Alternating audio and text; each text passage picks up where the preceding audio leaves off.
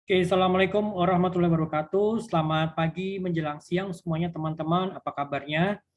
Oke, sekarang kita kembali bertemu lagi untuk pertemuan keempat mata kuliah manajemen strategik. Ya, tetap seperti biasa kita masih tetap kuliah daring, gitu kan ya teman-teman ya. Dan ini semoga teman-teman masih dalam kondisi sehat walafiat, ya tetap semangat gitu ya. Oke, untuk pertemuan keempat ini saya share screen dulu. Nah, kita akan bicara banyak itu mengenai para pengambil keputusan strategik. Jadi ada apa? Ada yang namanya level direksi, kemudian juga ada yang namanya apa top level management. Itu karena juga bagaimana corak dari manajemen strategik ini seperti itu, gitu loh. Oke. Nah, sekarang kita lihat di sini untuk siapa sih itu direksi, definisinya apa, kemudian bagaimana tata cara pengangkatannya, penggantian, kemudian juga pencalonan direksi dan juga apa wewenang mereka, tanggung jawab mereka seperti apa, tugas dan bagaimana pemberhentian dari direksi itu sendiri gitu. Jadi ada undang-undang yang mengatur semuanya gitu kan ya. Kemudian juga mengenai manajemen puncak atau top level management, siapa saja sih yang masuk ke dalam top level management dan juga bagaimana corak dari manajemen puncak ini gitu ya. Oke, sekarang kalau kita lihat di sini, teman-teman bisa lihat undang-undang. Jadi kalau menurut undang-undang apa? Undang-undang nomor 40 tahun 2007 pasal 1 ayat 5 itu mengatur mengenai perseroan terbatas. Jadi atau disingkat dengan PT atau undang-undangnya juga sering disingkat dengan namanya UU PT. Jadi Undang-Undang Perseroan Terbatas gitu ya. Nah, kalau dalam undang-undang ini dijelaskan sini pengertian dari direksi itu adalah organ perseroan yang berwenang dan bertanggung jawab penuh atas pengurusan perseroan untuk kepentingan perseroan, gitu kan ya. Jadi organ perseroan yang berwenang dan bertanggung jawab penuh atas pengurusan perseroan untuk kepentingan perseroan sesuai dengan maksud dan tujuan perseroan serta mewakili perseroan baik di dalam maupun di luar pengadilan sesuai dengan ketentuan anggaran dasar gitu. Oke. Nah, menurut Undang-Undang Perseroan Terbatas pasal 92 ayat 1 dan 2, direksi ini menjalankan pengurusan perseroan yang harus sesuai dengan maksud dan tujuan perseroan gitu. Kebijakan yang dipandang tepat dalam batas waktu yang telah ditentukan dalam UU PT dan atau anggaran dasar. Jadi pengangkatan direksi ini ya pasti ya harus sesuai dengan maksud dan tujuan perusahaan gitu. Jadi nggak bisa sembarangan mengangkat pengangkat direksi gitu kan atau anggota direksi. Tuh. Walaupun dalam beberapa prakteknya bahkan mungkin ya karena mungkin perusahaan keluarga gitu ya. Jadi akhirnya ya misalnya ya ayahnya yang tadinya sebagai owner, direktur karena mungkin karena lain dan satu hal misalnya wafat atau mungkin karena berhalangan tetap ya akhirnya yang menggantikan ya anaknya yang mungkin yang belum punya belum punya pengalaman sama sekali dalam industri yang dimaksud gitu dan ini akan sangat fatal bagi perusahaan gitu kan ya. Ya karena apa ya? Karena sayang kan jadi orang tuanya yang sudah bersusah payah membesarkan perusahaan gitu yang orang tuanya atau ayahnya sudah yang berkecimpung di bisnis dan berusaha untuk mengenalkan perusahaannya, mengenalkan produknya dan kalau misalkan kalau memang anaknya memang belum punya pengalaman ya memang akan sangat baik kalau ke level pucuk pimpinannya diserahkan kepada para profesional lainnya gitu yang lebih mumpuni gitu kan ya. Jadi pernah ada kejadian seperti ini gitu loh. Oke, next. Jadi pengurusan perseroan itu wajib dilaksanakan oleh setiap anggota direksi dengan iktikat yang baik dan penuh dengan tanggung jawab. Jadi menurut Undang-Undang Pasal 97 ayat 2. Jadi sini sudah dijelaskan bahwa ya semua anggota direksi itu harus memiliki iktikat yang baik dan memiliki rasa tanggung jawab gitu kan ya. Jadi tidak ada yang namanya penyelewengan, tidak ada yang namanya kesewenang-wenangan gitu. Jadi semuanya harus mempunyai rasa tanggung jawab gitu ya. Oke, direksi perseroan itu terdiri dari satu orang anggota direksi atau lebih gitu kan. Jadi direksi perseroan itu terdiri dari satu orang anggota atau lebih gitu kan ya.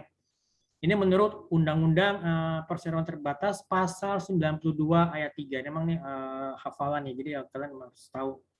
Jadi sebenarnya sudah ada undang-undangnya mengatur pengangkatan, kemudian juga penunjukan dari dan juga bahkan pemberhentian dari anggota direksi gitu ya. Oke, next. Namun, jika jenis perseroan yang kegiatan usahanya berkaitan dengan menghimpun dan atau mengelola dana masyarakat, perseroan menerbitkan surat pengakuan hutang kepada masyarakat atau perseroan terbuka yang wajib mempunyai paling sedikit 2 orang anggota direksi. Jadi ini menurut UU PT pasal 92 ayat 4. Menurut UU PT pasal 92 ayat 5, keputusan direksi terdiri atas 2 anggota atau lebih yang ditetapkan berdasarkan rapat umum pemegang saham atau RUPS gitu kan ya. Jadi untuk pengangkatan direksi, jadi itu ditetapkan juga berdasarkan keputusan rapat umum pemegang saham gitu ya. Jadi para pemegang saham ini berkumpul kemudian memutuskan siapa yang akan menjadi direksi atau anggota direksi gitu. Pembagian tugas dan wewenang dari anggota direksi itu ditetapkan berdasarkan keputusan direksi UU PT pasal 92 ayat 6. Oke. Menurut UU PT pasal 107 dalam anggaran dasar diatur ketentuan mengenai tata cara pengunduran diri anggota direksi, tata cara pengisian jabatan anggota direksi yang lowong, dan pihak yang berwenang menjalankan pengurusan dan mewakili perseroan dalam hal seluruh anggota direksi berhalangan atau diberhentikan secara sementara. Jadi di pasal 107 ini sudah ada aturannya bahwa yang mengenai misalnya kalau bagaimana anggota direksi ini mundur dari jabatannya gitu kan ya. Kemudian tata cara pengisian jabatan anggota direksi yang lowong mungkin ya karena mungkin karena berhalangan hadir atau mungkin ya tadi seperti misalnya ya wafat atau mungkin berhalangan tetap gitu ya mungkin karena sakit gitu ya tidak bisa bekerja. Ini sudah ada aturannya. Dan juga pihak yang berwenang untuk menjalankan pengurusan dan mewakili perseroan dalam hal di mana jadi semua anggota direksinya itu berhalangan atau diberhentikan secara sementara gitu ya. Nah, kita lihat di sini ada beberapa syarat-syarat untuk menjadi anggota direksi. Yang pertama adalah orang yang memiliki kecakapan. Jadi maksudnya kecakapan untuk melakukan perbuatan itu, jadi yang tahu mengenai hukum-hukum. Jadi misalnya hukum pertama untuk hukum dalam bidang bisnis law, dia kemudian juga mengetahui bagaimana industrinya di situ, hukum yang berlaku di industrinya gitu kan ya. Ya kan, semua itu dia harus bisa menguasai gitu, dan juga pastinya orang yang mengerti mengenai seluk-beluk di industri yang bersangkutan gitu ya. Kemudian yang kedua, dalam Undang-Undang Perseroan Terbatas pasal 93 ayat 1 ada syarat pengecualian bagi calon anggota direksi jika dalam kurun waktu 5 tahun sebelumnya pengangkatannya, dari 5 tahun sebelum pengangkatannya itu pernah dinyatakan pilot, ya kan? Jadi perusahaannya itu perusahaan yang dipimpin oleh direksi ini dalam kurun 5 waktu itu sebelum pengangkatannya itu dinyatakan pilot gitu ya, itu yang pertama. Lalu yang kedua, menjadi anggota direksi atau dewan komisaris yang dinyatakan bersalah yang menyebabkan suatu perseroan dinyatakan pilot. Jadi sebagai anggota direksi atau anggota dewan komisaris gitu ya, misalnya komisaris utama ataupun ataupun juga anggota dewan komisaris, ya kan, dia dinyatakan bersalah karena perusahaannya itu pilot gitu loh, misalnya dinyatakan pilot atau mungkin digugat pilot dan gugatannya itu menang gitu, jadi jadi dia dinyatakan bersalah gitu ya. Lalu yang ketiga, dihukum karena melakukan tindak pidana yang merugikan keuangan negara dan atau yang berkaitan dengan sektor keuangan. Ya kan, jadi kalau misalkan ada anggota direksi yang sebelum 5 tahun, dalam jangka 5 tahun sebelum pengangkatannya pernah mungkin dia melakukan kejahatan gitu ya, atau tindak pidana yang merugikan keuangan negara. Misalnya mungkin dia melakukan kasus suap gitu ya, gitu kan, ataupun juga dia apa namanya menggelapkan uang negara atau membantu menggelapkan keuangan negara, itu juga bisa itu ya tidak bisa diangkat sebagai direksi gitu kan ya.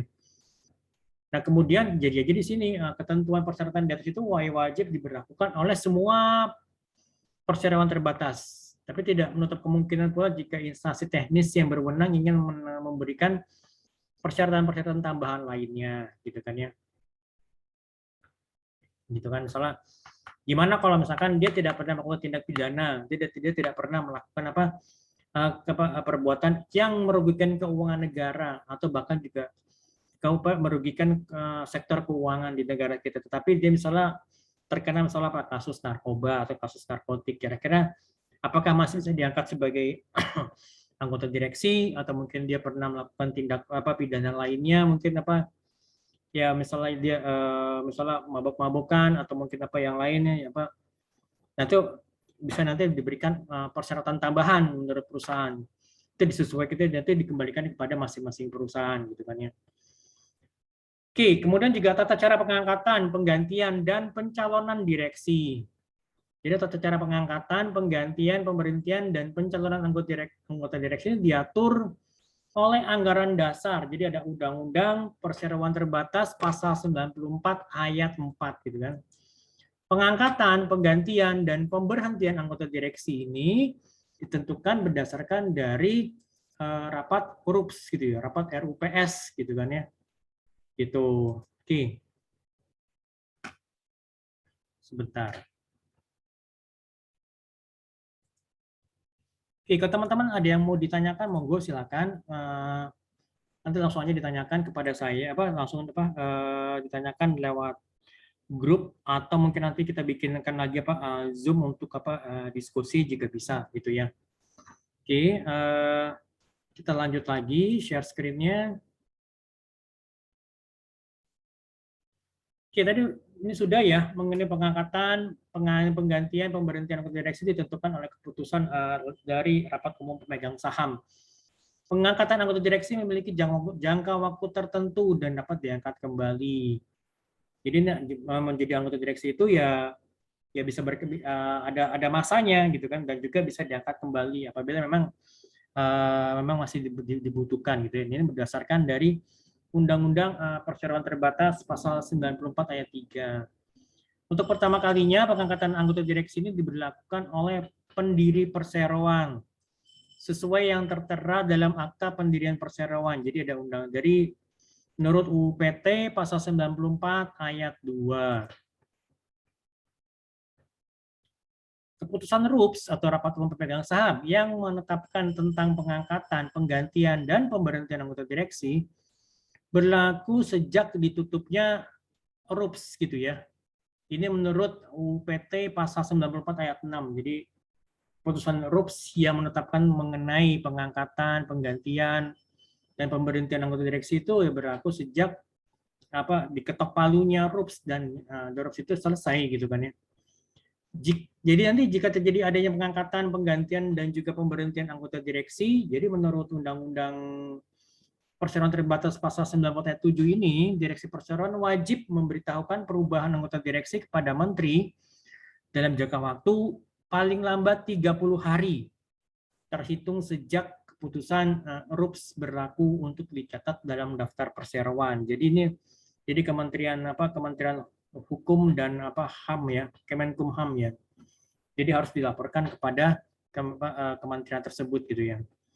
Di luar dari jangka waktu tersebut, Menteri berhak menolak setiap permohonan yang diajukan atau pemberitahuan yang disampaikan kepada Menteri oleh direksi yang belum tercatat dalam daftar perseroan. Ini ada aturannya. Jadi misalkan kalau ada penggantian direksi, itu jadi setelah penggantian direksi itu dalam jangka waktu 30 hari itu harus sudah ada surat pemberitahuan yang sifatnya tertulis kepada menteri gitu kan ya. Oke. Ini ya, sekarang kita bicara mengenai wewenang direksi. Direksi itu memiliki wewenang untuk mewakili perseroan baik di dalam maupun di luar pengadilan. Jadi misalkan kalau ada kasus tertentu, kalau misalnya apa ada dispute gitu ya, kalau ada apa ya kasus sudah dispute, jadi ini perseroan itu bisa memiliki wewenang untuk mewakili. Jadi direksi ini mempunyai kewenangan untuk mewakili perusahaan baik di dalam ataupun di luar dari pengadilan. Direksi yang berwenang untuk mewakili perseroan adalah setiap anggota direksi, kecuali ditentukan hal lainnya dalam undang-undang dalam anggaran dasar. Di sini sudah dijelaskan pada UU PT pasal 98 ayat 2. Kewenangan direksi tersebut tidak terbatas dan tidak bersyarat, kecuali ditentukan dalam lain hal dalam Undang-Undang Nomor 40 Tahun 2007, yaitu baik untuk itu, kemudian juga adanya anggaran dasar ataupun keputusan RUPS, gitu ya, Rapat Umum Pemegang Saham. Direksi juga memiliki wewenang dalam memberikan kuasa tertulis kepada satu orang karyawan perseroan atau lebih atau kepada orang lain untuk dan atas nama perseroan melakukan perbuatan hukum tertentu sebagaimana yang diuraikan dalam surat kuasa. Jadi ini ada aturannya. Jadi direksi ini bisa mewakili perusahaan. Jadi direksi ini bisa menunjuk satu orang karyawan untuk mewakili perusahaan atau satu orang di luar dari anggota organisasi atau di luar dari perusahaan ya untuk melakukan perbuatan hukum tertentu sebagaimana diuraikan dalam surat kuasa. Dan jelas misalkan kalau ada orang lain pihak ketiga yang yang mewakili perusahaan, dia harus memegang yang namanya surat kuasa gitu.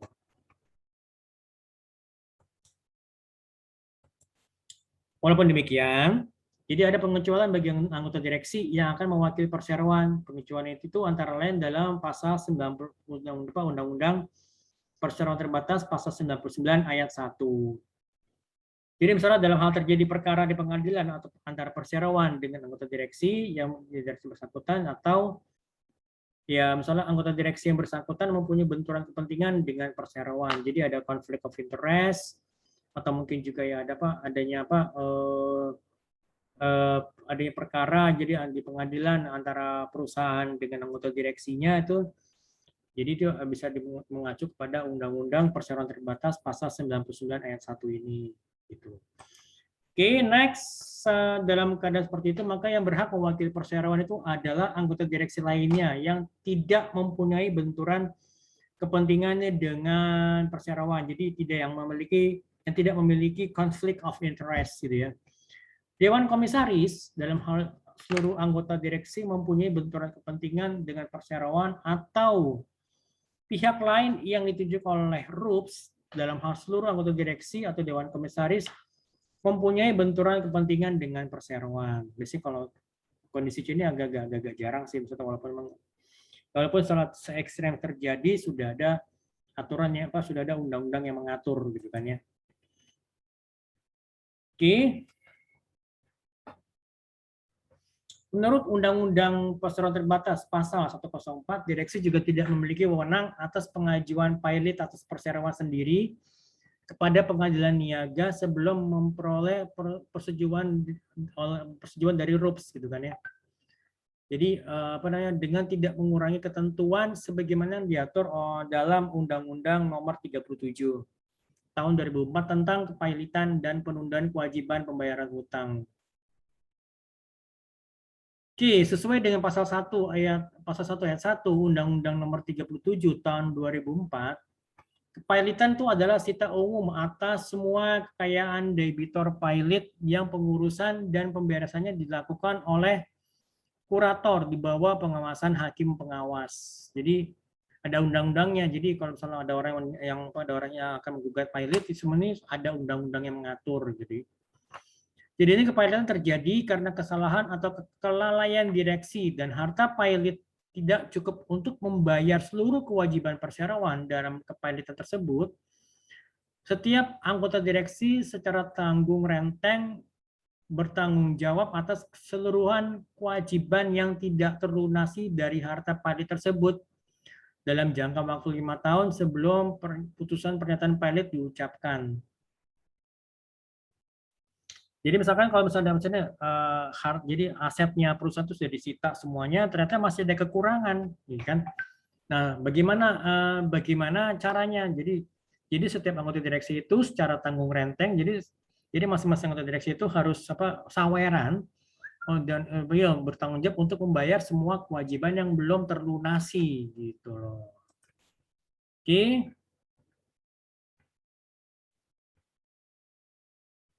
Tanggung jawab direksi. Apa itu tanggung jawab direksi? Apa aja tanggung jawabnya? Yang pertama, dalam melaksanakan tugasnya, direksi bertanggung jawab pada rapat umum pemegang saham, gitu kan ya. Pertanggungjawaban direksi itu kepada RUPS merupakan bagian dari accountability pengelolaan perusahaan dalam rangka pelaksanaan prinsip-prinsip GCG, Good Corporate Governance. Gitu loh. Tanggung jawab direksi itu melekat penuh secara pribadi atas kerugian perseroan. Jadi direksi itu punya tanggung jawab yang penuh yang melekat pada dirinya apabila perusahaan itu mengalami kerugian, gitu ya. Apabila anggota direksi yang bersangkutan bersalah atau lalai dalam melaksanakan tugasnya. Ini menurut UU PT pasal 97 ayat 3. Jika direksi terdiri atas 2 anggota atau lebih, maka tanggung jawab berlaku secara tanggung renteng bagi setiap anggota direksi. Itu menurut UU PT pasal 97 ayat 4.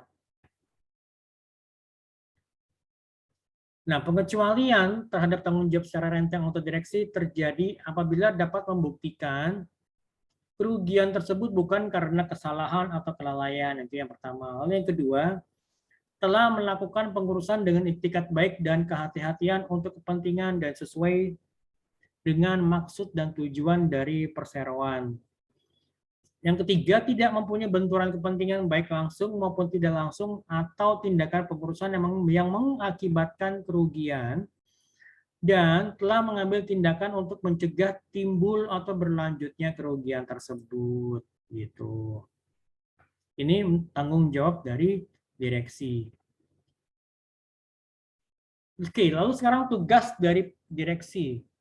Tugas pokok direksi perseroan secara umum itu adalah pertama, memimpin, mengurus, dan mengendalikan perseroan sesuai dengan tujuan perseroan. Jadi yang pertama itu adalah memimpin, mengurus, dan mengendalikan perseroan sesuai dengan tujuan perseroan. Itu tugas yang pertama. Lalu tugas yang kedua, menguasai, memelihara, dan mengurus kekayaan perseroan.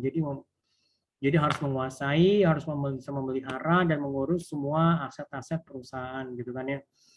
Nah, lebih lanjut menurut UU PT pasal 102, jadi ini terkait dengan tugas direksi mengurus kekayaan perseroan, di mana direksi itu punya kewajiban untuk memperoleh persetujuan RUPS, persetujuan dari rapat pemegang saham untuk mengalihkan kekayaan perseroan atau menjadikan kekayaan perseroan sebagai jaminan hutang. Jadi semua aset-aset perusahaan itu dijadikan sebagai jaminan hutang, gitu ya.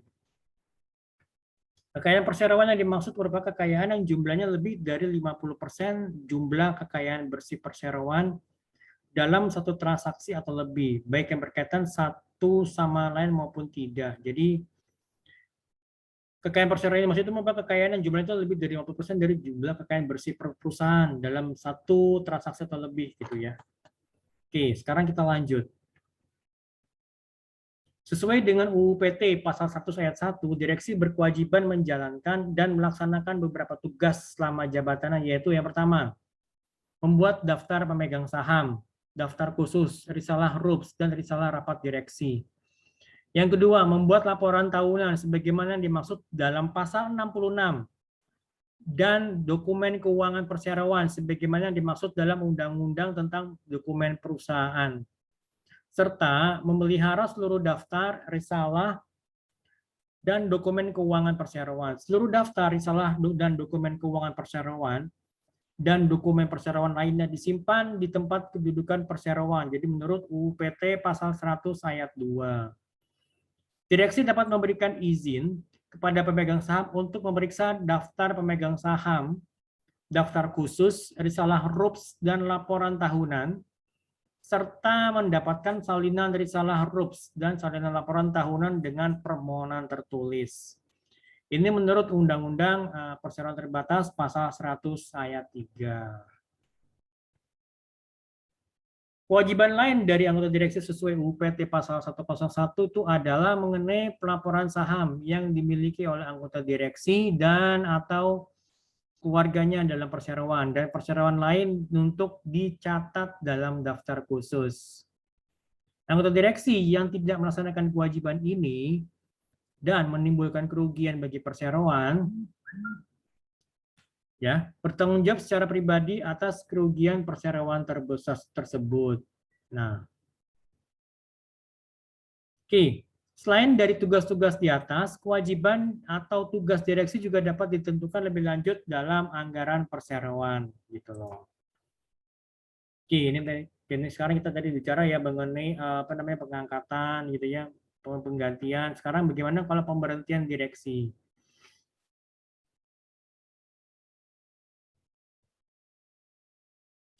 Jadi pemberhentian direksi itu dapat dilakukan ada dua nih ya. Jadi secara tetap, permanen ataupun sementara, ya kan? Jadi sewaktu-waktu maupun juga diberhentikan secara sementara gitu ya. Sesuai UPT pasal 105, anggota direksi dapat diberhentikan sewaktu-waktu berdasarkan keputusan RUPS dengan menyebutkan alasan-alasannya. Putusannya diambil setelah anggota direksi yang bersangkutan diberi kesempatan untuk membela diri dalam RUPS. Keputusan pemberhentian direksi dapat dilakukan di luar RUPS dengan syarat semua pemegang saham dengan hak suara menyetujui secara tertulis dengan menandatangani usul yang bersangkutan. Pemberian kesempatan untuk membela diri sebagaimana dimaksud sebelumnya tidak diperlukan jika anggota direksi yang bersangkutan tidak berkeberatan atas pemberhentian tersebut. Pemberhentian anggota direksi berlaku sejak ditutupnya RUPS, tanggal keputusan pemberhentian direksi, atau tanggal lain yang ditetapkan dalam keputusan RUPS, gitu kan ya. Oke. Jadi sesuai dengan UU PT pasal 106, anggota direksi dapat diberhentikan untuk sementara oleh Dewan Komisaris dengan menyebutkan alasannya. Kalau tadi kan secara permanen gitu ya. Nah kalau ini diberhentikan secara sementara. Pemberhentian sementara ini diberitahukan secara tertulis pada anggota direksi yang bersangkutan. Jadi 30 hari setelah tanggal pemberhentian sementara, perseroan harus menyelenggarakan RUPS, di mana anggota direksi yang bersangkutan diberi kesempatan untuk membela diri. RUPS dapat mencabut atau menguatkan keputusan pemberhentian sementara tersebut. Jika hasil RUPS menguatkan keputusan pemberhentian sementara, maka status pemberhentian anggota direksi yang bersangkutan menjadi pemberhentian seterusnya. Jika perseroan tidak menyelenggarakan RUPS setelah 30 hari tertanggal pemberhentian sementara anggota direksi tersebut atau RUPS yang diselenggarakan tidak menghasilkan keputusan, maka pemberhentian tersebut menjadi batal, gitu kan ya. Oke, sekarang kita bicara untuk yang top level manajemen atau manajemen puncak gitu ya. Oke, sebentar saya charge dulu.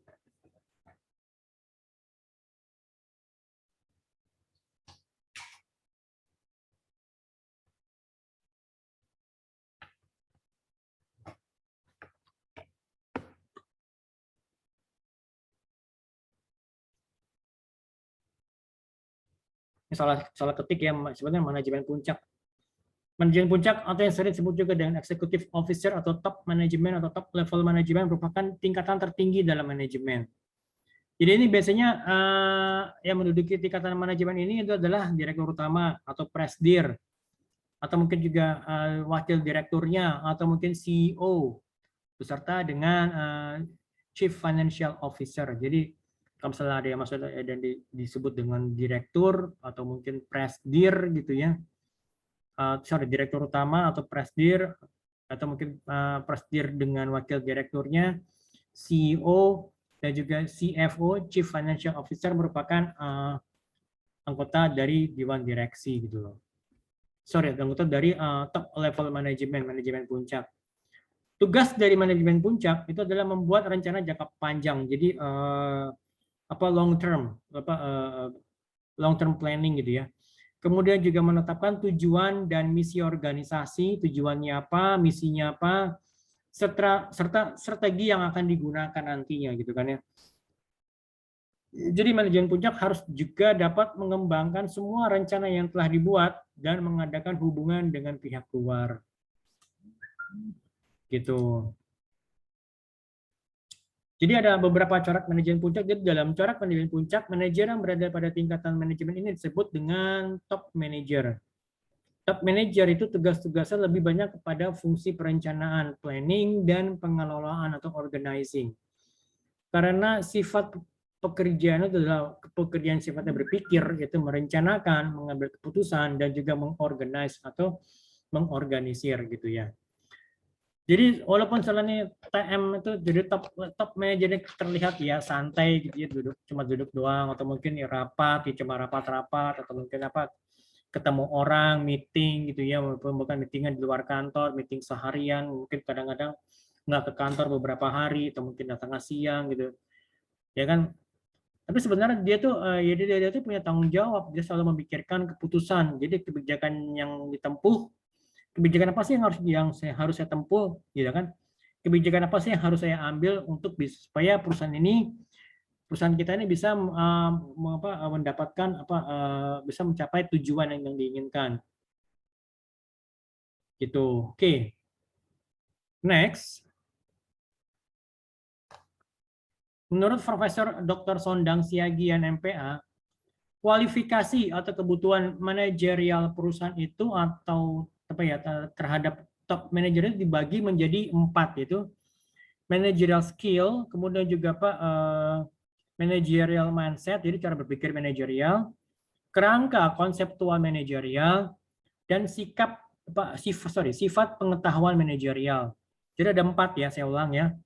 Managerial skills, kemudian juga managerial mindset, kemudian juga managerial conceptual framework gitu. Dan juga sifat pengetahuan manajerial. Jadi kan managerial knowledge gitu. Jadi yang harus diketahui gitu loh. Oke. Oke, yang pertama kita lihat ya, keterampilan manajerial itu dibedakan atas sisi human skill dan juga technical skill. Jadi untuk keterampilan manajerial itu ada 2. Human skills dan technical skills. Jadi menurut Robbins di tahun 2003, human skills itu menunjukkan kemampuan bekerja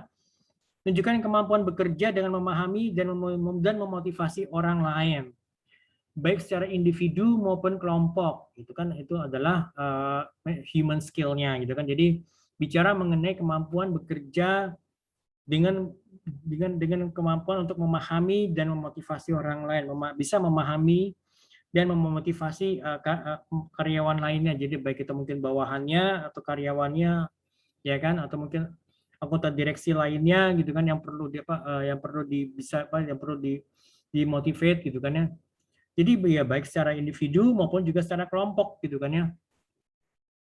Nah, sedangkan technical skills merupakan kemampuan teknis untuk melakukan pekerjaan yang memerlukan pengetahuan atau keahlian khusus. Jadi ini udah benar-benar technical skills. Jadi misalnya mengenai bagaimana mendesain, misalnya let's say katakanlah bagaimana mendesain pesawat terbang, bagaimana mendesain sayap supaya supaya misalnya bisa terbang lebih tinggi lagi dan juga bisa hemat bensin gitu ya, hemat bahan bakar.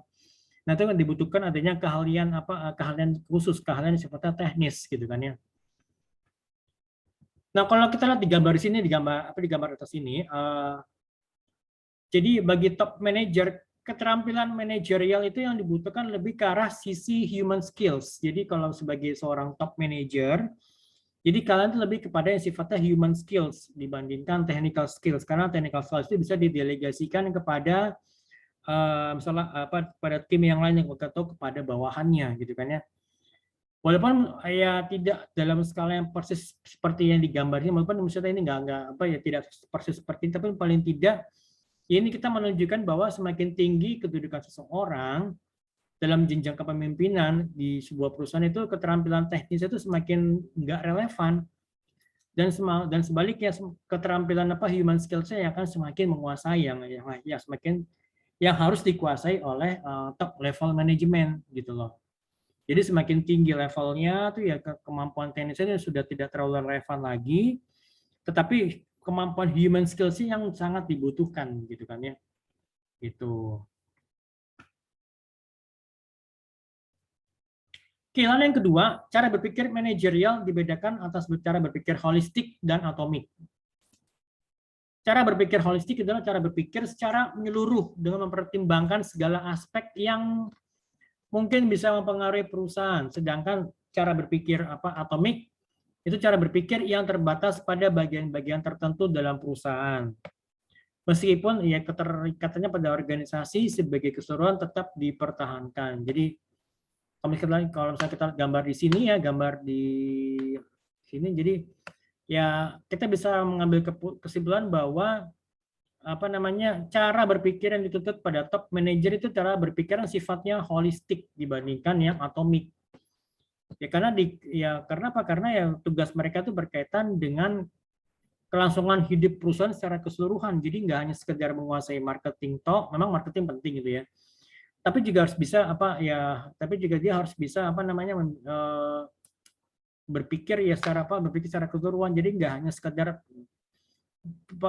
per sel atau per bagian tok gitu. Jadi harus bisa memikirkan perusahaan secara keseluruhan gitu kan, karena ini berkaitan dengan kelangsungan hidup perusahaan secara jangka panjang gitu.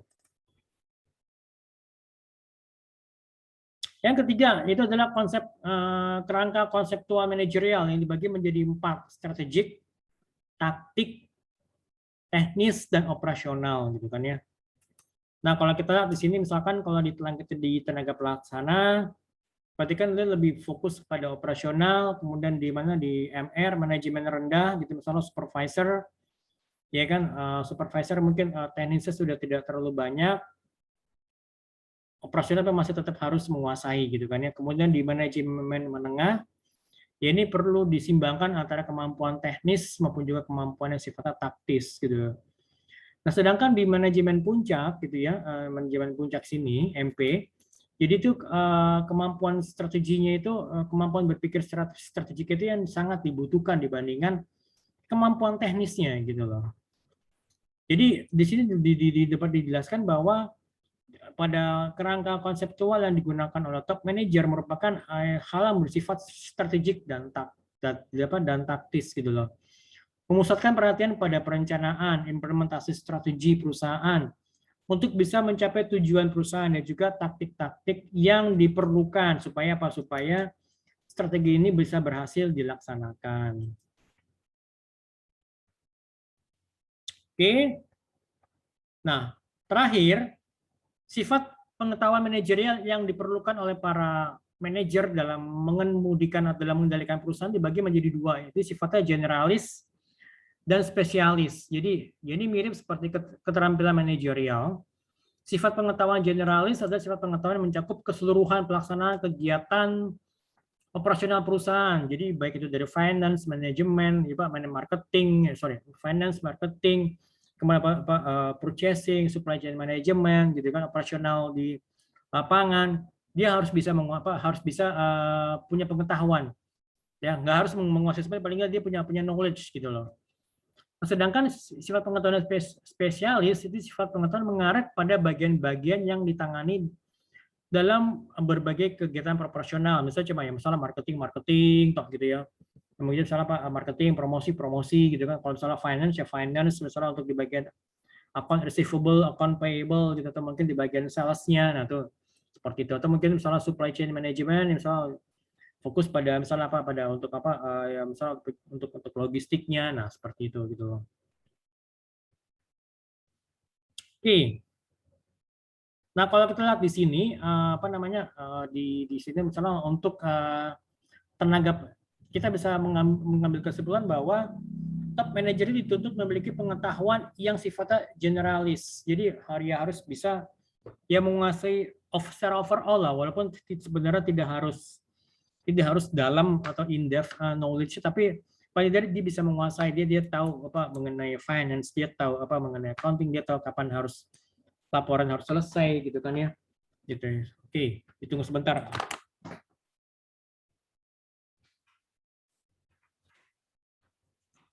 Bentar, Mbak.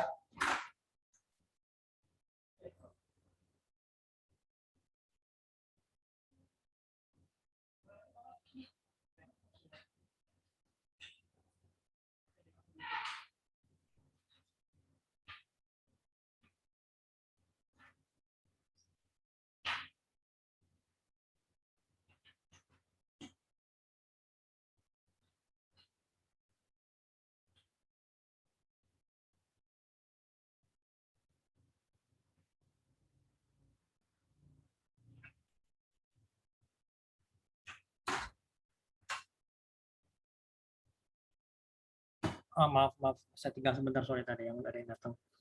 Oke,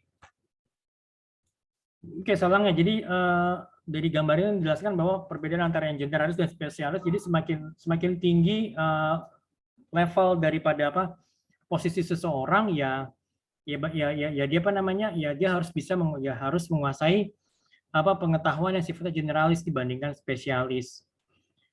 Nah, jadi ini kesimpulan adalah corak manajemen puncak mencakup keseluruhan kegiatan perusahaan di mana pendekatan human skills dan cara berpikir holistik digunakan untuk memotivasi karyawan dalam bekerja, serta dalam melaksanakan tugasnya menggunakan kerangka konseptual strategik yang bersifat generalis. Jadi, ya semakin tinggi posisi seseorang, semakin tinggi posisi sambutan mencapai top level manajemen atau top manager, ya dia harus bisa menguasai pengetahuan yang sifatnya generalis, dia harus bisa menguasai gitu loh.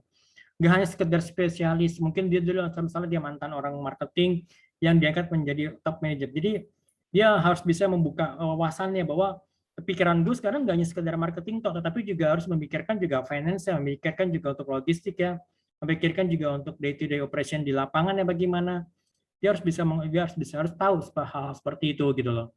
Kemudian juga kalau misalkan dia tadi orang finance ya, dia akan jadi top manager, berarti ya pikirannya nggak hanya sekedar bagaimana bagaimana supaya bisa mengcut cost atau meminimize cost, tapi juga harus bisa berpikir secara holistik, berpikir secara keseluruhan gitu loh.